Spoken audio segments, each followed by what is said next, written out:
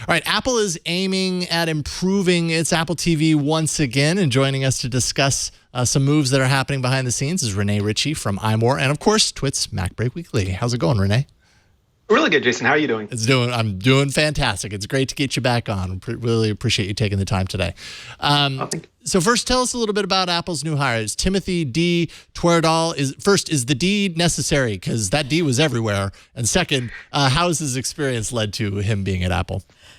I don't know. Today especially, I'm not going to go anywhere near the letter D, so I think we'll just call him Tim Twerdahl and move on quickly with it.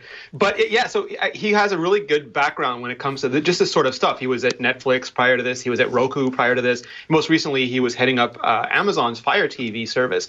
So he's coming to Apple with a bunch of industry experiences and across a nice range of platforms that all sort of had a different angle on this business.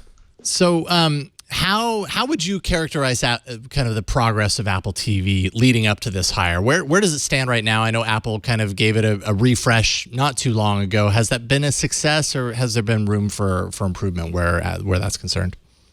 So, I mean, the problem with Apple is that anything compared to the iPhone doesn't look great by that comparison. Fair enough. And Apple TV, it didn't have the blockbuster quarter that some of Apple's other products did, but it also had no hardware update last year. So it's sort of where the Mac desktops were or where the iPads were. It just didn't really get much attention. So it wasn't up the way that Apple Watch was or iPhone was or Mac was, for that matter. But Apple is they went from it being a hobby where it was really a dedicated, if you ignore the first generation model, it was really a dedicated streaming box.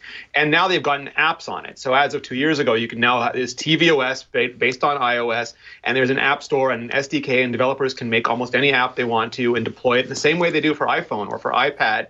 So that really opened it up. But it took a long time for that to get here. And I think there was a lot of internal debate over what do they make? Do they make a DVR box? Do they make an app store? Do they work in partnership deals? And sort of the golden opportunity for them was to get this cable deal where they would be able to offer a video service very similar to Apple Music, where you could just get a la carte cable channels. But the TV industry basically said, no, not going to happen. We saw what happened to music. We're not giving up control. And you also have all these regional fiefdoms. If we think cell companies are bad, almost every state or territory, never mind country, has their own little fiefdom of cable companies that viciously control their content channels. And that's really hard to penetrate. So CNBC quoted a shareholder, an Apple shareholder, saying that Apple TV is worse than cable, which, that's a sick burn shareholder. Do you agree? Because, I mean, like you said, like you said, there's really, it's a hard industry. There's nothing else. It's like I would get something else if I could, but there isn't. But do you agree that it's worse than cable? I mean, cable is horrible. I don't think my cable box has been updated since I had a Palm Trio, and we've seen where smartphones have come since then. It's not an industry that really favors innovation. It really favors lock-in, and there's no incentive for them to make better technologies. And we saw how hard it was for TiVo. It had a bit of a foothold in the US, but other countries, they don't respect cable car, they don't respect broadcast flag, and it's really hard to offer any alternative. I cut the cable cord 4 or 5 years ago, and I just use an Apple TV now, and I watch Netflix, and I watch some of the other streaming channels, and I buy a few shows on iTunes, and I'm fine. But for most people, they want their live TV, they want their live sports, they want to be able to watch the local news, and there's really no solution for that yet. Do you not watch anything on Amazon Prime? So Amazon Prime just arrived in Canada, and I have signed up for it, but they don't make an Apple TV app. So like an animal, I'm forced to have it on my iPhone and then project it to my television. Yeah. But I do. In my animal cage, I have to switch over to my Roku just to watch Amazon Prime. It's horrible. At least you have an option. But yeah, Amazon doesn't necessarily make that very easy for anyone either. No, and if you look at it again, it's nothing is that is absolutely true. Yeah. And again, solving this problem is hard because even if you make a deal with Comcast, that's only one part of one country, and it doesn't. Apple Music rolled out to 100 countries on the first day, and doing that for television is almost an impossible task. So does a hire like this, obviously is coming from Amazon. Amazon's got the Amazon Fire Stick and, kind of other efforts. Amazon's done really great with hardware.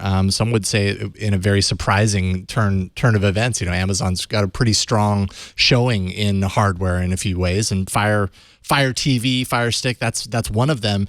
Do you think this is kind of an example of Apple kind of admitting that it can learn something from Amazon in the process? I think it's actually bigger than that. I think Apple has grown incredibly as a company. They went from basically just making the Mac and then making the Mac and the iPod to now having all these different products, up to and including the just newly launched AirPods. And they haven't really grown their executive team. So you have Phil Schiller and Eddie Q and all these people with much bigger portfolios than they ever had before. And I think we started to see that when Phil Schiller was given the App Store. At the same time, Greg Joswiak was given he used to be iPhone marketing, but now has a much wider purview. And Pete Dysted was brought in to run Apple TV, and now he's going to go work with Eddie Q on doing all these content deals. And Tim Tortell is going to take over doing the Apple TV product marketing. And that it's sort of like I made this joke where they have so much on their plate, the Apple senior vice presidents, that they have not seen their plates in a decade. And that just gets really difficult to maintain. So when you get really competent people like this, it sort of helps eliminate that burden and lets everybody just work better in their industry. What about original content? How important is some of that? Because we know Apple's working on original content right now. How important do you think that's going to be to kind of the evolution of Apple TV going forward? If you listen to Jimmy Iovine, titled Jimmy at Apple, he thinks that it's a cultural thing, that you've got to differentiate. You do that by sort of offering a product that makes people excited. And that's really true. But when you look at something like Apple Music, it's the same model as Netflix, the same model as Amazon Prime Video, that you have to create compelling event-driven moments when people want to subscribe and then keep them subscribed. When you maintain a customer is much cheaper than acquiring a customer. So if they can have something really dynamic, like their version of House of Cards or Man in the Castle, or something like Game of Thrones, and that gets people to subscribe to Apple Music. And then when you have a sequence of these things, like maybe carpool karaoke is just a tip of that iceberg, I hope, but you have a series of these things, and it gets you new customers, and then it keeps those new customers.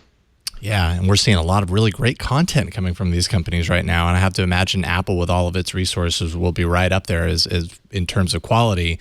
I just wonder how much of that content they're going to churn out, because every time I open Netflix, it's like 5 new Netflix shows appear. What is it, like 1,000 new hours or something? It's craziness. But the quality is high, and so as a subscriber, as a user of that service, you come to expect and value it at a higher level. And I think when you're talking, and Amazon's doing a lot of that now as well with its original content, definitely behind Netflix in that regard, but still, just recognized for an Oscar, I think, for one of their original movies. So Apple comes into this having a lot to prove in that regard, and I think what we've realized now is that services like these almost require this. Like, it's obviously a formula that works as long as the content is supported.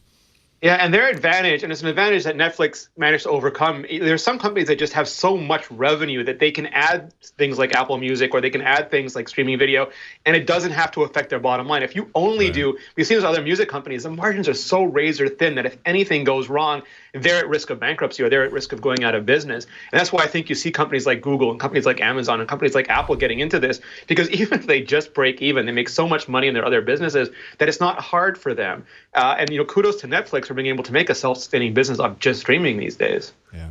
So the new Apple TV app, which is just called Apple TV, which is very confusing because when you say Apple TV, you think of the TV or you think of the box, but the new Apple TV app does not include Netflix. So again, you have to be like an animal and get it from the main Netflix app. Now, do you know, or can you guess why that was? Like, was that Netflix saying we don't want to be on your app because I don't know, because we want people to just use our app, or was it Apple saying we don't want Netflix on our app?